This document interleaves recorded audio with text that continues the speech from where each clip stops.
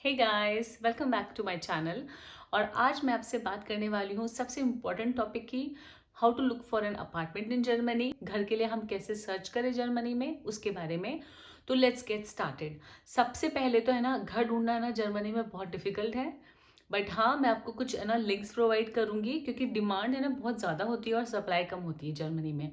तो मैं आपको है ना कुछ लिंक्स दूंगी नीचे, तो आपको वो सारी जो वेबसाइट्स है ना उन पर एडवर्टाइजमेंट्स होते हैं घर सर्च करने के, कहाँ कहाँ कौन से घर अपार्टमेंट क्या क्या अवेलेबल है उसका। तो वो आपको हेल्पफुल रहेगी है ना। सबसे पहले हमें ना पता होना चाहिए कुछ पॉइंट्स।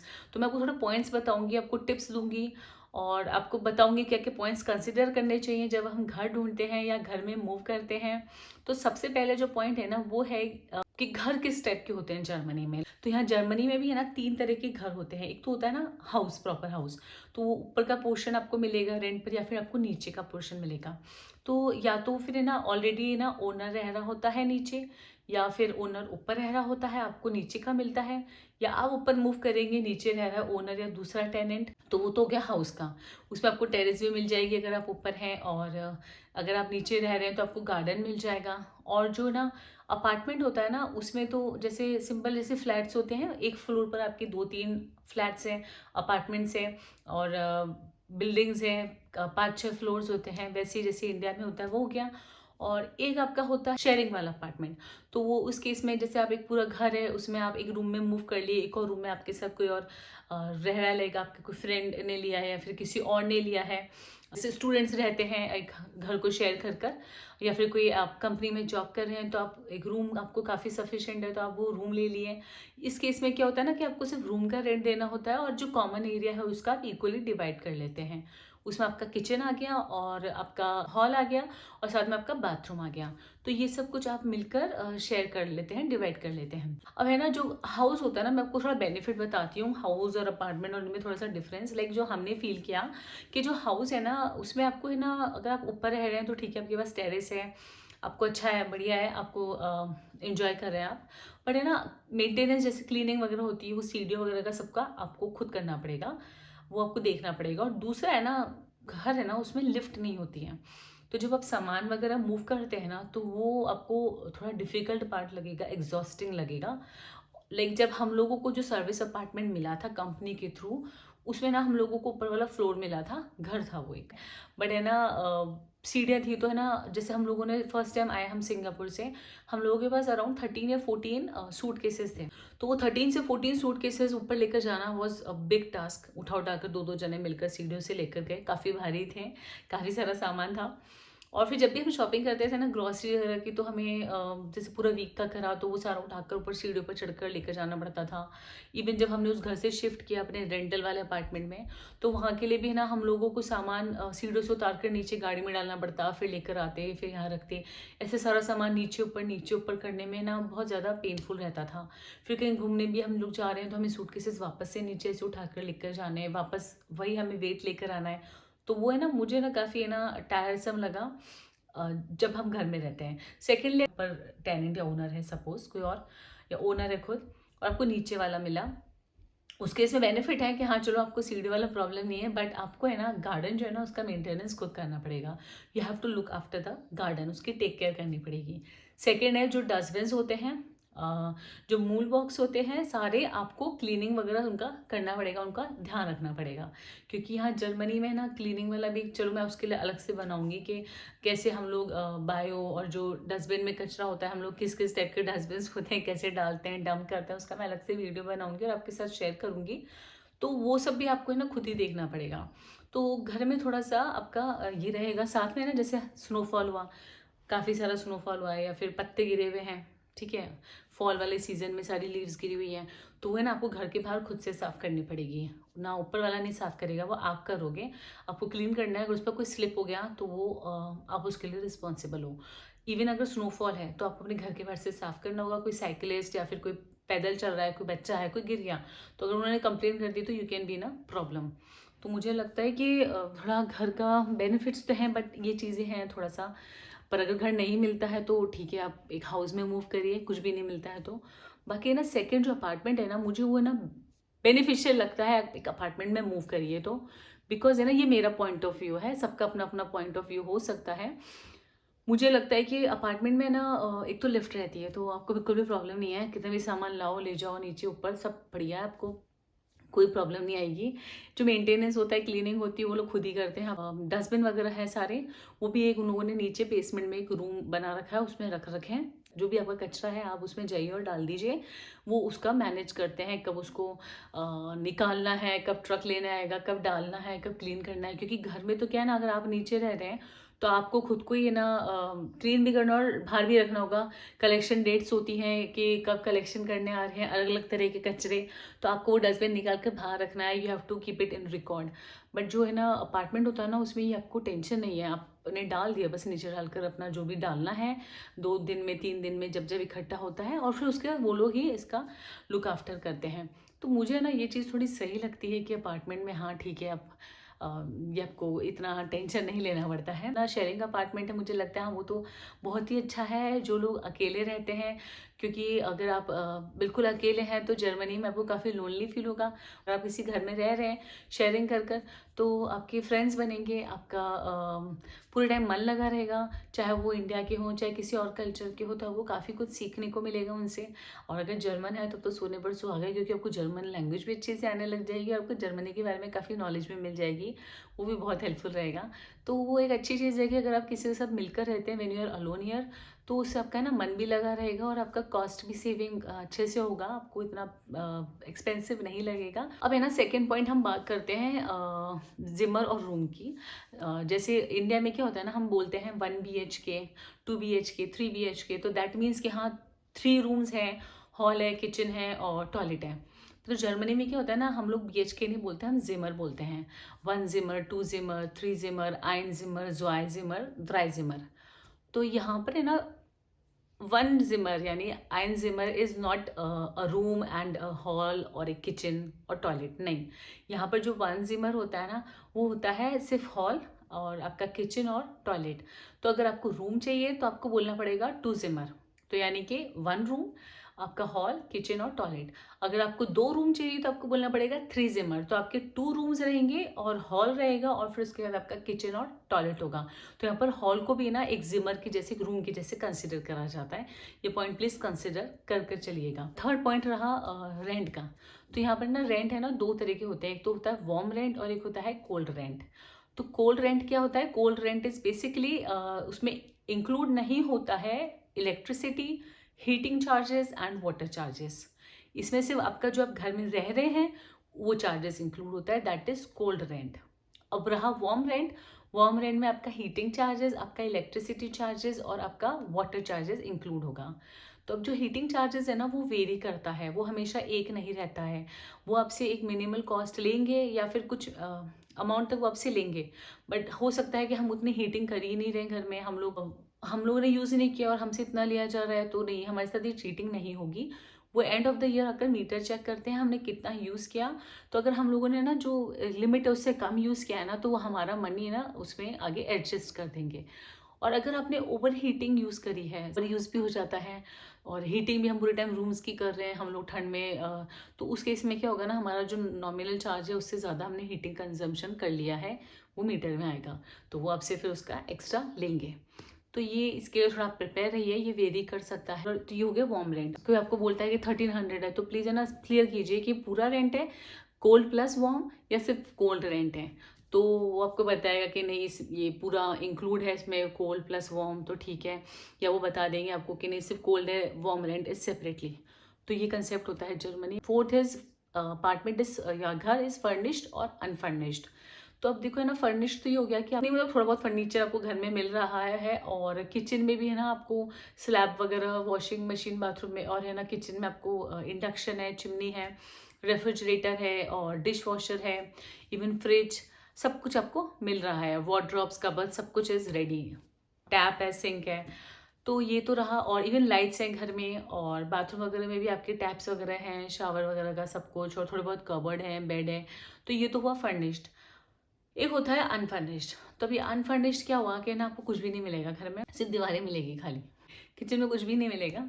ये सब भी आपको खुद ही लगवाना है, जो प्लेटफॉर्म है वो भी आपको लगवाना है, ड्रॉर्स कवर सब कुछ आपको खुद ही लगवाना है, फ्रिज रेफ्रिजरेटर का जो है और डिश वॉशर का है, इंडक्शन आपका, स्टोव आपका, चिमनी, एवरीथिंग। आपको सिर्फ बेयर प्लेन मिनिमम जो वॉल्स होती ना वो मिलेगी और कुछ नहीं मिलेगा। हमने जब इस घर में मूव किया था तो ये हमारा ना एकदम नया अपार्टमेंट है, तो हम लोग ही फर्स्ट टाइम इसमें रह रहे हैं। हम लोगों को वॉल्स भी ना बस सीमेंटेड थी, बस ऐसे रेडी कर कर दे दिया, सीमेंट का वॉल था और लाइट के लिए भी ना वायर लटके हुए थे बस। और जो हमारा हॉल था, किचन हमें वहीं पर बनाना था, तो उन्होंने हमें बस डायरेक्शन बता दिया कि आप इस कॉर्नर पर किचन अपना सेटअप कर सकते हैं और यहाँ पर कुछ वायर्स मतलब कनेक्शन आपको मिल जाएगा। इधर आपका डिश वॉशर का, इंडक्शन के लिए और दो तीन तीन चार स्विच बोर्ड थे, तो उस साइड हमें किचन करना था। तो वो बस एक हॉल था बड़ा सा और उन्होंने हमें कॉर्नर बता दिया था।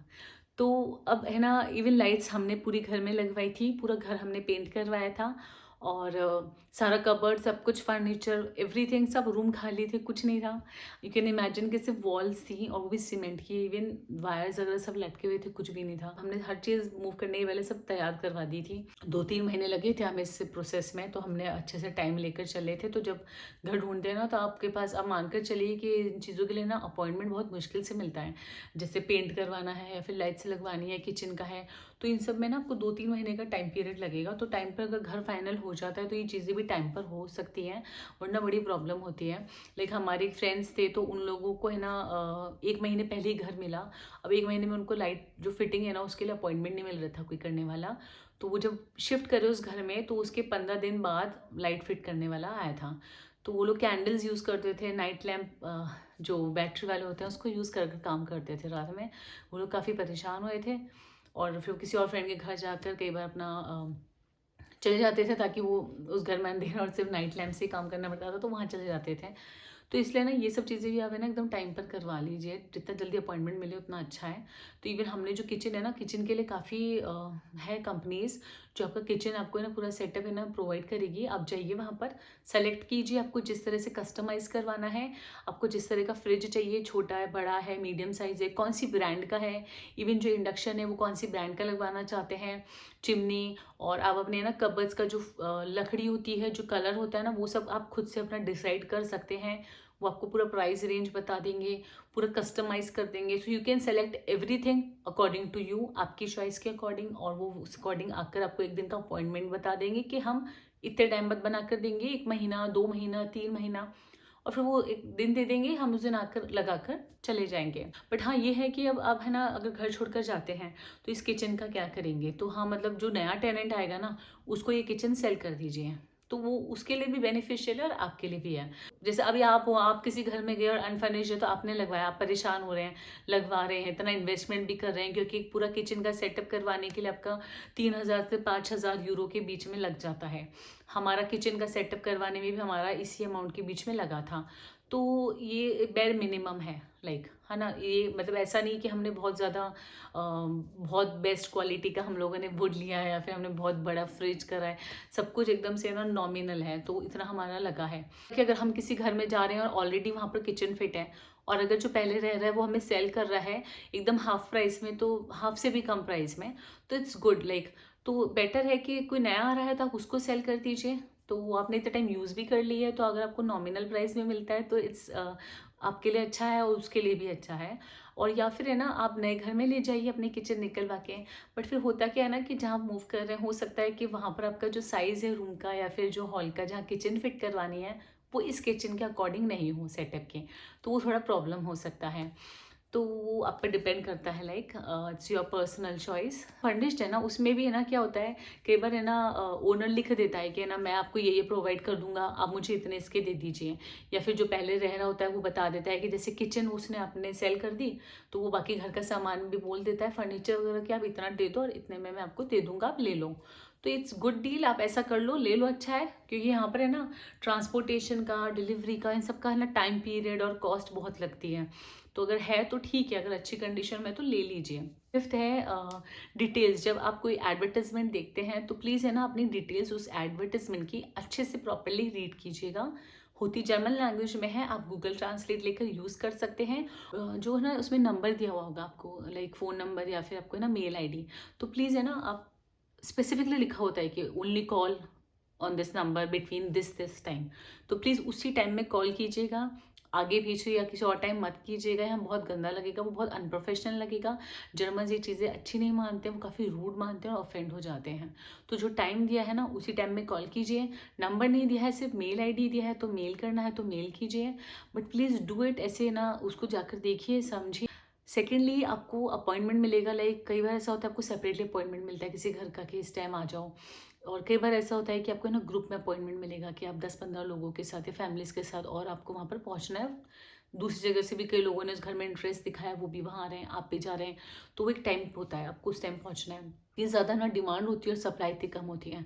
तो आप है ना प्लीज़ ट्राई कीजिए कि आप है ना एक तो टाइम पर पहुँचिए और लेट मत कीजिएगा बिल्कुल भी। बहुत पंक्चुअल होते हैं जर्मन्स, तो आप भी प्लीज़ पंक्चुअलिटी दिखाएं, टाइम पर पहुँचिए।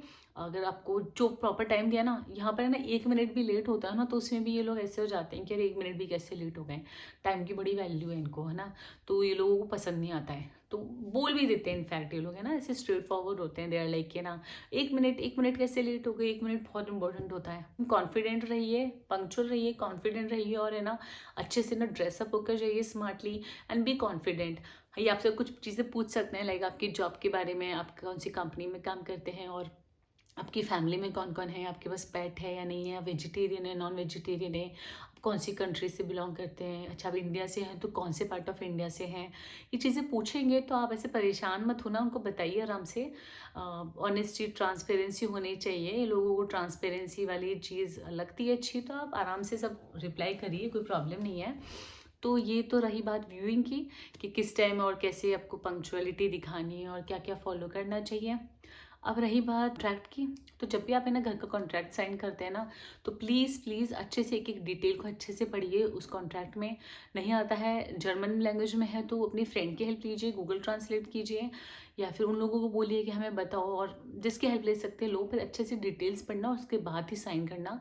क्योंकि कई बार कॉन्ट्रैक्ट में ना ऐसे ऐसे क्लॉज होते हैं ना जो आपको बाद में परेशान कर देते हैं।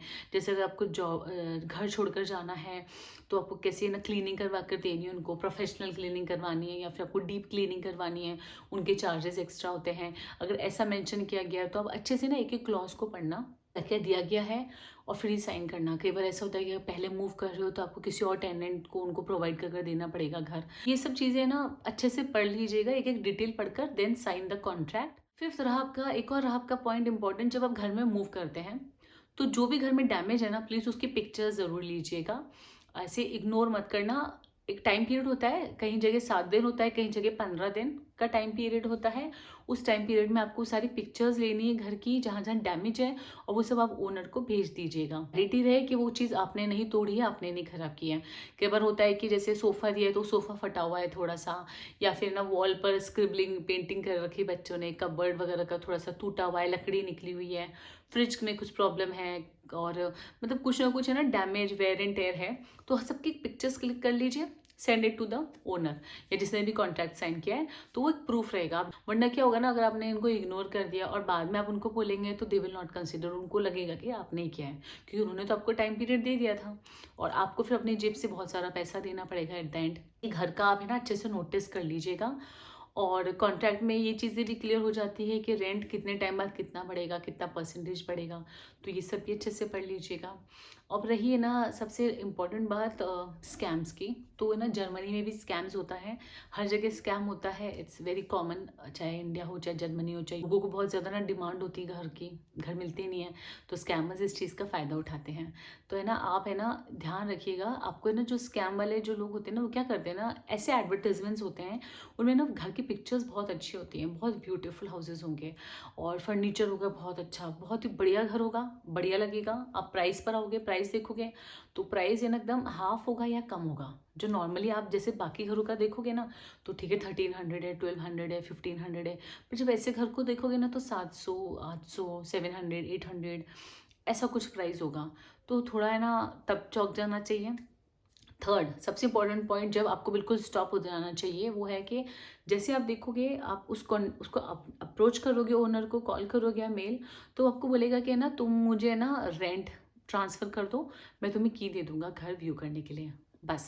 तभी समझ जाइए स्टॉप कि भाई हाँ ये गड़बड़ है, क्योंकि यहाँ ऐसा नहीं होता है जर्मनी में। पहले घर देखते हैं, घर दिखाते हैं, उसके बाद ही कॉन्ट्रैक्ट साइन होता है और पेमेंट होता है। पहले ऐसे नहीं होता है कि आप चाबी मैं आपको बाद में दे दूंगा, आप पहले पैसे भेज दीजिए, नहीं।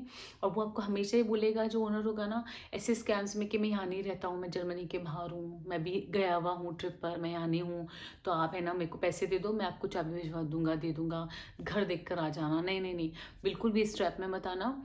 ये स्कैम है, फ्रॉड है, डोंट गो फॉर इट। हमेशा जर्मनी में पहले घर की व्यूइंग होती है, उसके बाद ये लोग प्रोफेशनल पूरा प्रॉपर वे में चलते हैं, उसके बाद कॉन्ट्रैक्ट और जो अग्रीमेंट होता है और फिर रेंट का जो ट्रांसफ़र होता है वो होता है। तो ये सारे पॉइंट्स आप प्लीज़ कंसिडर कीजिएगा। ये था मेरा आज का वीडियो, और मैं जो जो आपके साथ इन्फॉर्मेशन शेयर कर सकती थी मैंने आपके साथ करी।